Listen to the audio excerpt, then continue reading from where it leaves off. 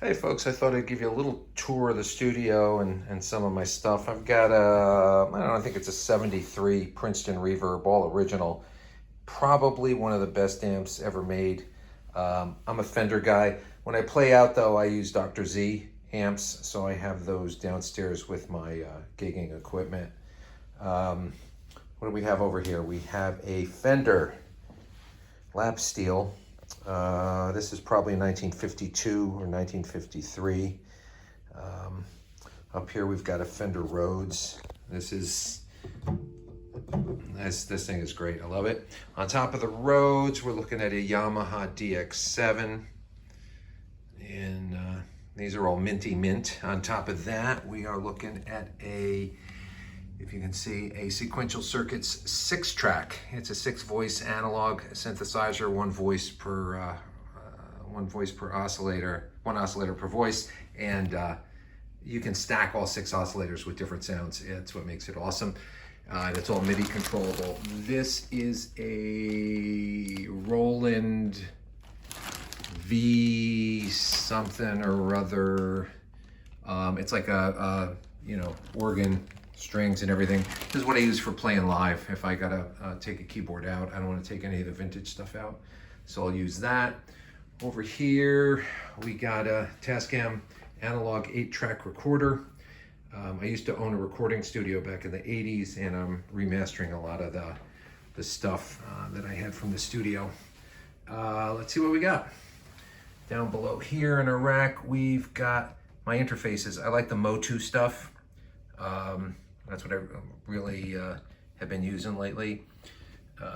Underneath there is my old PreSonus Fire Studio. It's I don't really use it anymore because it's FireWire, and even though I could probably get it hooked up, there's no more drivers left for the newer Mac OSs. There's a little Roland module there. I think it's called an XV 2020. Below that is this old Ibanez digital delay. It was like a really early one, and it's got a really cool sound. I like it. Underneath is a real gem. This is a Roland MKS 70 Super JX. The interesting thing about this is that this I bought from a producer that did a lot of Madonna's stuff back in the day. So this was actually used on a lot of her records. We got one of my guitars sitting here. It's nothing special. It's just an American-made Strat. I changed the pickguard on it. I thought that looked pretty badass with the gold on there. We have the obligatory cassette deck to play back the old stuff. We've got a Roland 707 drum machine when I really want to go retro. I got my drives, my little USB keyboard that I torture you guys with when I'm playing along with the videos. My Mac Studio that I just purchased over there. My monitors sitting up there. I had a different mic and it bit the dust, so I'm using this little MXL that I just bought from my friend. There's my Hammond organ over there.